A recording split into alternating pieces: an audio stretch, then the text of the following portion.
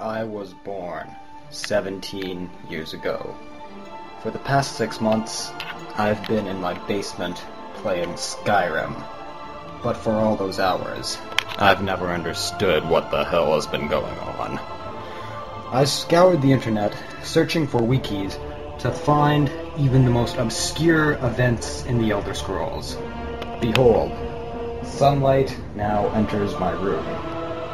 These are the early hours of the morning, and my few moments of free time. Fueled by obscene amounts of caffeine, I search for the events of the Elder Scrolls lore.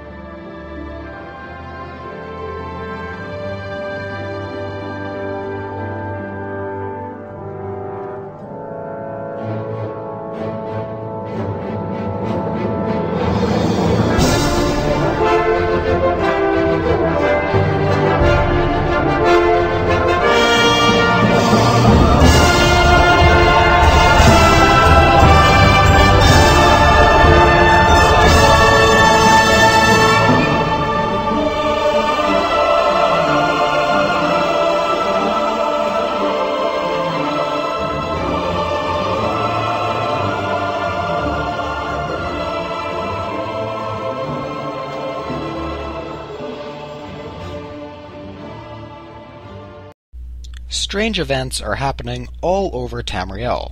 The dead stir in their graves. Zombies and even darker creatures congregate in every corner of the land. Winters are growing colder and crops are failing. As if this wasn't bad enough already, mystics and priests are plagued with nightmares and prophecies of doom. These events began with the Soulburst in Second Era 579. To give you some idea, for those of you who aren't familiar with the Elder Scrolls chronology, Skyrim takes place in the 4th Era, so this would be considered a prequel. So what was the Soulburst? It was an arcane explosion in the Imperial City that sent off aftershocks to every corner of Nirn. Not just the Empire, the whole planet. By the way, Nirn is the planet that the Elder Scrolls takes place on. So from this, mages died or went mad. Following this, a lot of freakish weather occurred. Red Mountain, the giant volcano in Morrowind, erupted. Earthquakes shook Skyrim, and massive storms devastated the coastlines of Elsewhere and Valenwood. Not even the sky is safe. The serpent reappeared in the skies and grew so large that it seemed to threaten every single star sign at once. Unknown to all but a few, Nirn has come unmoored from the fabric of the multiverse, and the mortal plane is drawn ever closer to Cold Harbor, the twisted realm of the Daedric Prince of Domination and Enslavement, Molag Bal. He's the guy we have to thank for vampires. So, I don't think I should have to tell you that this does not look very good for Tamriel at all. This is known as the plane meld, a process in which two worlds slowly become one. So, why is this happening? Well, Nirn is being drawn towards Cold Harbor by dark anchors, powerful magical objects embedded in Tamriel's surface. Each death in Tamriel weakens the barriers between the worlds. With war erupting throughout the continent, the plane meld is accelerating, bringing the Daedric Prince's scheme closer to fruition. Now, in the Oblivion Crisis, which, well, actually takes place in the future from this, but was sort of around a similar premise of Daedra gone wild, they had some helpers, i.e. the Mythic Dawn, and Molag Bal has his own cult as well. And what do you know? They're in charge of the Imperial City and the throne of Tamriel. And they declare necromancy legal in the Empire, and the Arcane University, once home of the Mages Guild, has been turned over to the Worm Cult, who are a bunch of necromancers. Yeah, certainly sound like a group of upstanding citizens. So, despite this, they are not as screwed as you might think. We have the Empire sort of splitting up into three main alliances. So the first one is the Daggefall Covenant. This is made up of Bretons, Redguards, and Orcs.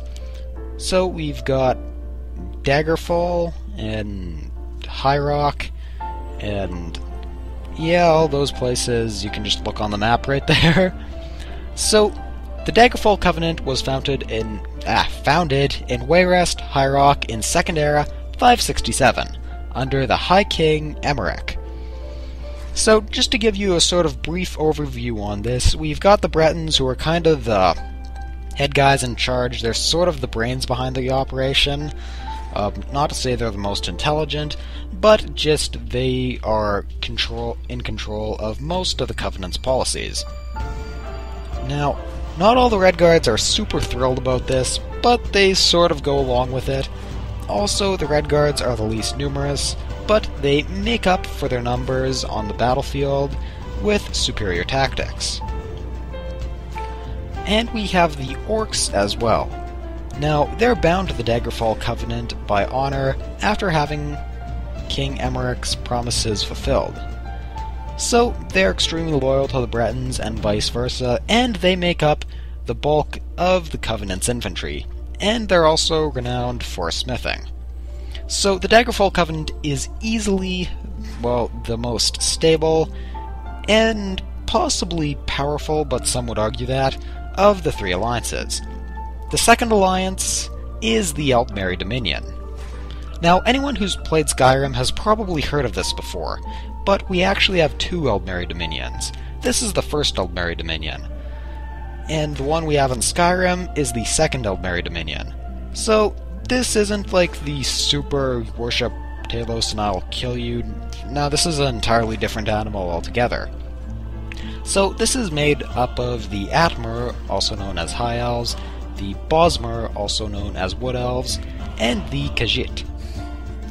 So, they are just very newly formed at this point, and their main goal is to take the Imperial City and restore Elven rule to Tamriel and wipe out the forces of Molag Bal. Relations between the Wood Elves and the High Elves are kind of strained, but they're getting along. The de facto capital is in Valenwood, but a lot of political sway is still held by the High Elves, even though there's not too many of them on mainland Tamriel. And we have the Khajit as well, who are incredibly on very good terms with the High Elves, because during the recent Khanate flu, the High Elves were able to save a great many of Khajits. The Khajits are also the bulk of the Dominion's military forces. So the Dominion is under pretty heavy attack at this point, so we have both Valenwood and elsewhere being invaded by forces in Cyrodiil. The third and most surprising of the three alliances is the Ebonheart Pact, or Ebonheart Pact. All this stuff about me butchering pronunciations is still good for this episode. So, this is probably one of, hands down the most surprising and fragile out of the three alliances in Tamriel. It's made out of Nords, Dunmer, or Dark Elves, and Argonians. Now, the Nords and the Dark Elves aren't exactly on very good terms. Just ask Ulfric. That, of course, is completely irrelevant in this case because that's, way in the future, but you get the idea. They don't really like each other, and they've been fighting very frequently throughout their history. The Argonians really don't like the Dark Elves because they've been slaves to them for almost a millennia. So why the heck would they ever decide to be allies? Well, in Second Era 572, we had the Second Akaviri invasion. Now, Akavir is another continent that's absolutely nuts. They've got, giant tigers and crazy vampire snakes, and snow demons, and all that good stuff, so... yeah, you really need to ally when they invade. Also, it's worth mentioning that all those races I mentioned are not at all acting in tangent, and I believe the second Akaviri invasion was actually just the Tzeki, so the vampire snakes, but I could be wrong about that.